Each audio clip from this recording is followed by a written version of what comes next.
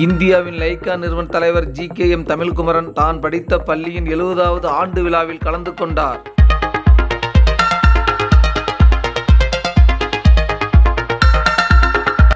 தமிழகத்தின் திரைப்பட தயாரிப்பாளர் சங்கத்தின் துணைத் தலைவராக வளவரக்கூடிய GKM தமிழ்குமரன் பள்ளி மாணவ மாணவிகளுக்கு பரிசளித்து மகிழ்ந்தார்.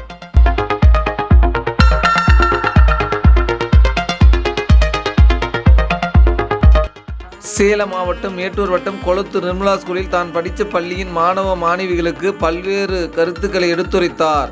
நமது நிர்மலா பள்ளியின் தலைமை ஆசிரியர் மற்றும் உதவி தலைமை ஆசிரியர் மற்றும் இந்நிகழ்ச்சிக்கு வருகின்றுள்ள